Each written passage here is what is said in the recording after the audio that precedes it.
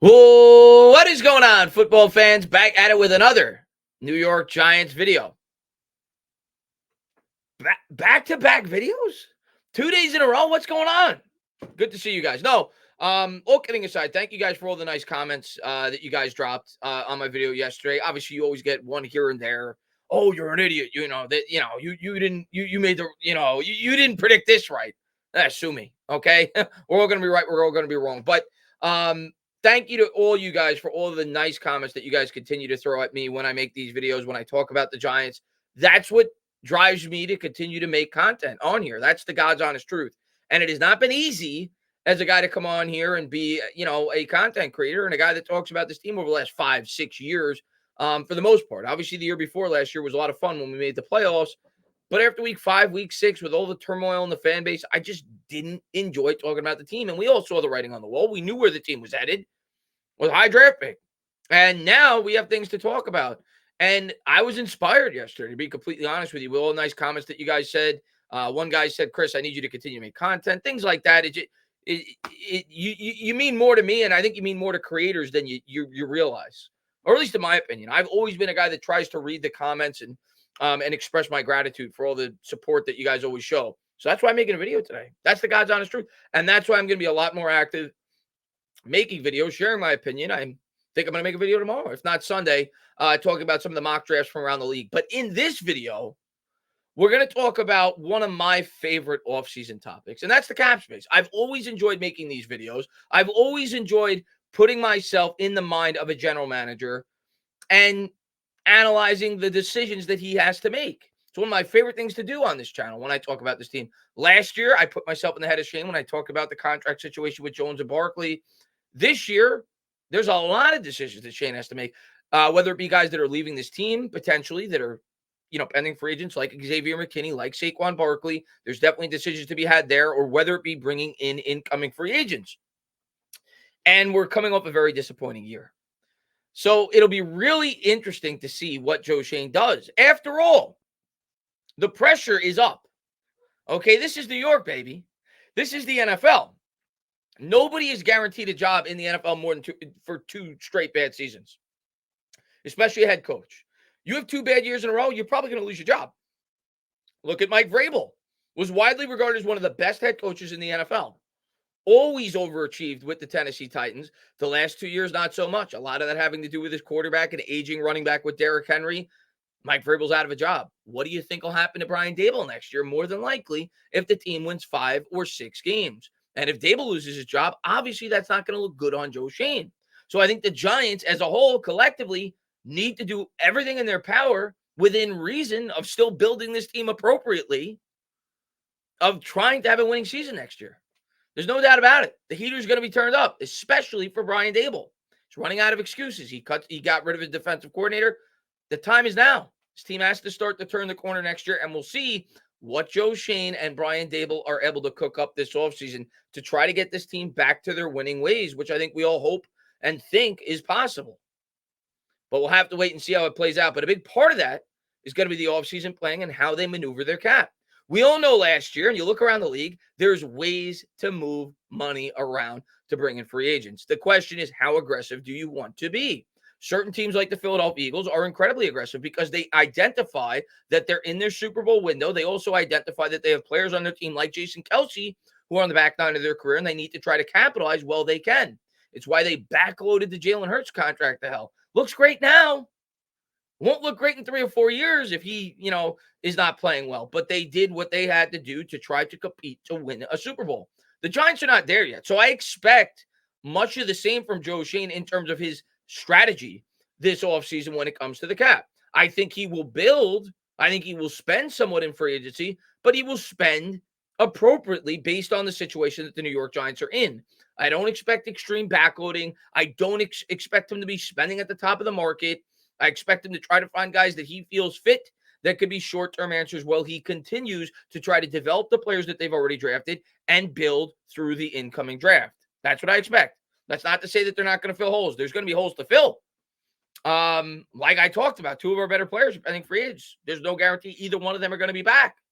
And we'll talk about what their markets are going to be. But when you look at the New York Giants, Upcoming free agents. I'm not going to pull this up for you. I'll pull up the salary cap chart. You have Adoree Jackson, who will be gone. Saquon Barkley, Taylor. That'll be interesting with Tyrod Taylor. Same thing with Saquon. Simmons is a free agent. A'Shawn Robinson is a free agent. Paris Campbell, bye-bye.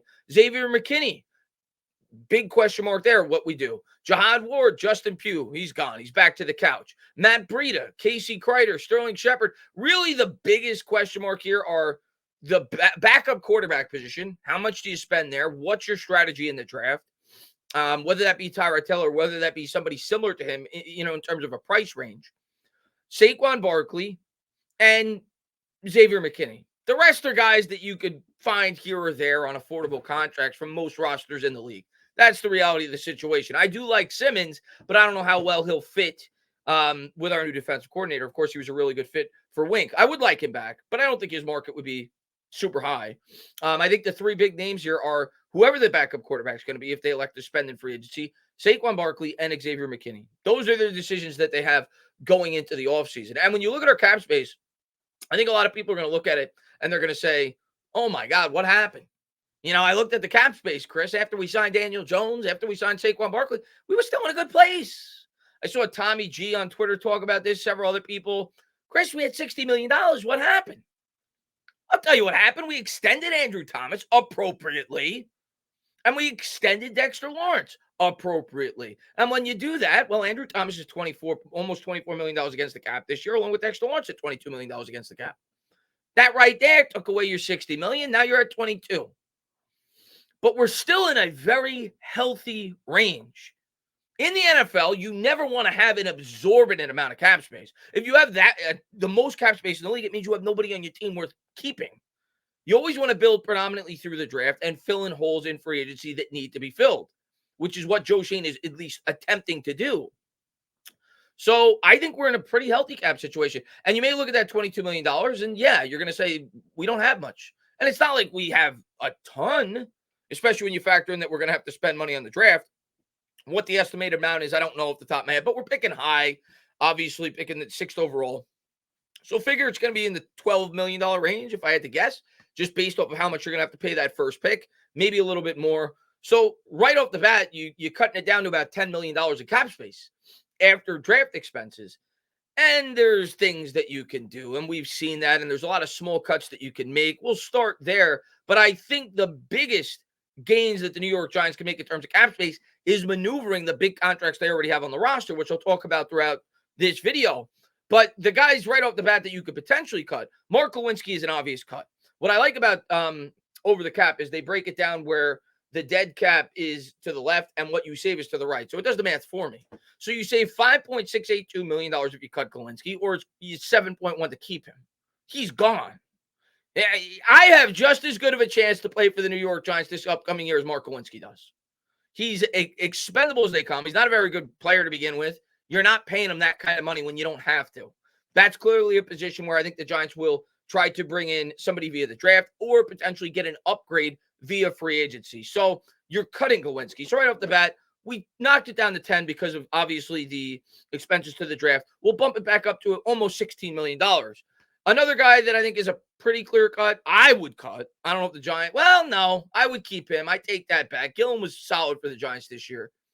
But I think other small cuts you can make. Aaron Robinson, that's a little more than $1 million. You've got a couple of other small cuts here and there. A guy like Carlos Basham, which was an awful signing last year by Joe Schoen. A trade, I should say. Didn't do anything for the team. We traded a draft pick for him. That's $1.42 million right there. So I think there's little moves here or there that could probably get you closer to that range, what we started with, around $20 million with some of these small cuts that they can make. But where I think the Giants could really get some maneuverability in terms of this year, and we're already at about $20 million after draft expenses, is moving some of the money around on these larger contracts. Now, I think the plan for Schoen, had Daniel Jones had a good year, which he clearly did not, was to move around that big number. Because when you look at Daniel Jones's contract for the future, in the assumption that he would have had a good year, which he did not, you had $47 million against the cap with 41 the following year. I think he probably would have flipped that with an increasing market the following year to, make it more, within the range of the cap. as it goes up about 10% every year or thereabout. So I think that was his initial plan, to kind of flip this 19.3% against the cap to 16 had he had a good year, and that would have created $6 or $7 million on this year's cap. Of course, now, after the year that Jones had, the fact that he was hurt, you're not touching that money. Joe Schoen might even rather add money to that if he could, to make it easier to cut him next year, when you clearly see it's 22.2 against the cap next year to cut him if Jones gets hurt again this year, or if he struggles, or if we draft a quarterback. That's clearly the path that the New York Giants might very well take. But we'll have to wait and see. That's for next year. So that option's out. You can't really backload Jones's money based off the year he had last year. The most obvious guy right off the bat is a guy that you know is a long-term player for this franchise, and that's Andrew Thomas, which is why Joe Schoen extended him in the first place. And it is a lengthy extension. The extension goes all the way through 2029 when he is age 30. And there's so much that Joe Schoen could do with this contract. Next year, Andrew Thomas, is, as of now, is going to be $23.675 million against the cap. Then it's 2020 with an increasing market, right? 22, 22, 22. He can easily, if he wanted to, without making an outrageous move, take off $15 million of that this year if Andrew Thomas was willing to do it. And I'm sure he would. You could add $3 million to each year after that. 20 becomes 23, 23 the following year, 25, 25, 25 with the increasing market.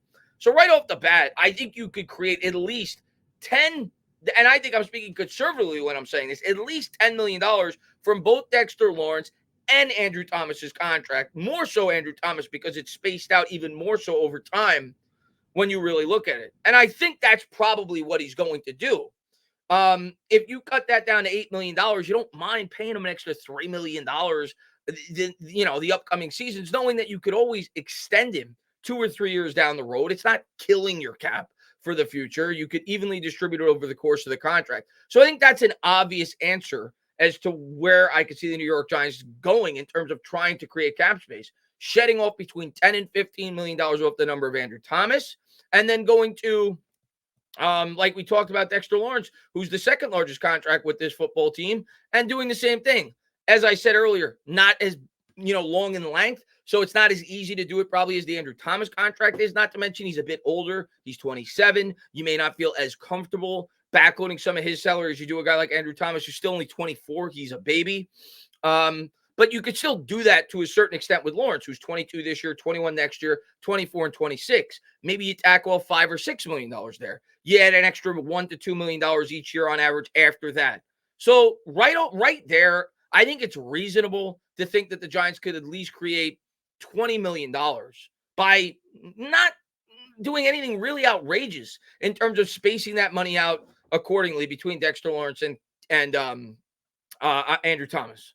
So that gives you at least another $15 to $20 million in cap space. So that 20 that we talked about after draft expenses, I think reasonably could easily be $40 million just by making those two moves. The next option you have is a guy that I didn't even talk about in terms of a cut candidate, and that's Darius Slayton, who I actually would like back. Now, they certainly could cut him. If they did, they would save $6.2 million. There's not much, it's only 1.7 to cut him. He was basically a one-year experiment. I like Slayton. I think Slayton is a good player for this team. And in an ideal world, he's still only 26. We know our wide receiving core is not very good, even though I do expect it to go up in a big way. I think we'll be drafting a wide receiver early in this year's draft. I think if it was me, I would go to Slayton, who has clearly expressed interest since he's been here of staying with the New York Giants. He likes playing here. He likes Daniel Jones. I would go to Slayton and try to extend him, knowing that you have a little bit of leverage. You can say, listen, Slayton, we love you, but we can't afford you at that $8 million cap number. Let's try to space this out. Let's go 3 years, 24, $8 million a year on average. We'll give you a raise, more long-term security, but you could turn that 7.95 against the cap maybe down to 3 or 4 with the structuring of the deal. So I think that's another way to get creative to save $3, $4, $5 million on this year's cap. So you're talking in the range of 40 or 45 after you do that. And none of this is going to destroy the 2025 cap for the New York Giants, especially with Andrew Thomas and Dexter Lawrence, because of the length of their contracts and the ever increasing market, in terms of the salary cap year over year. So I think that's a very appropriate way for Joe Schoen to get up to $50 million in space. And then obviously with the incoming signings that the Giants can make, they could do similar things. If you were in the hypothetical world to sign an Xavier McKinney to a 3-year or 4-year deal on an average of $17 million a year, which is probably the ballpark of what he's expecting, not saying they're going to do it, but rather than going $17 million against the cap this year, you can move money around to make it work. So there's things you can do when you have $50 million in cap space, which is where I think when they do everything that I just said, that I think is probably what they're going to do for the most part. I think it's reasonable to do that, where we will be. I think we'll have about $50 million in free agency. Then you ask yourself, what do they do with McKinney? What do they do with Saquon Barkley? What do they do with the backup quarterback? What do they do to try to fill other obvious holes on this roster? If they lose a guy like McKinney, suddenly safety's a hole, cornerback 2 is a hole. Do you address that early in the draft? Do you try to bring in a veteran to replace a guy like an Adoree Jackson? Or do you believe enough in a guy like a Trey Hawkins or somebody else on this, Cordell Flott, to take that role? So it'll be really interesting to see what Joe Schoen decides to do. But I do think he's going to have options, and I do think he will make a move or two that should be a nice impact piece for this team for the 2024 season. I think he has to. I think his job's on the line, especially Brian Daboll. So I think they're going to try to improve this team as best they can within reason, while still building for the long-term, future. So we'll have to wait and see how it all plays out. But those are some of the things that I could see them doing to try to create as much cap space as possible in order to give the New York Giants as much room as they possibly can to try to compete in 2024. It'll be really interesting to see all in all what they do, though, with all these moves that they can make. I didn't even mention Darren Waller, by the way. He's another one. You could save almost $7 million if you were to cut him. I'm leaning more towards keeping him for another year and then making the move. In terms of their future cap space, and again, this is all irrelevant because cap space changes so much, but it just goes to show you how much room the Giants have in terms of moving this money around with an Andrew Thomas, with a Dexter Lawrence. We know there's going to be incoming draft classes. We know they're going to backload some of these salaries that they bring in free agency in terms of incoming free agents, or if they keep a guy like Barkley or McKinney. But they have $132 million in cap space next year. I'm sorry, 95. I went ahead to 2026. They have 95 next year. They have 132 the year after that. And you factor in with that 95, there's at least a decent to high probability you could be cutting Daniel Jones, saving another 20 million. So that 95 could potentially be 115 right there. So there's so many, and Waller's another 10.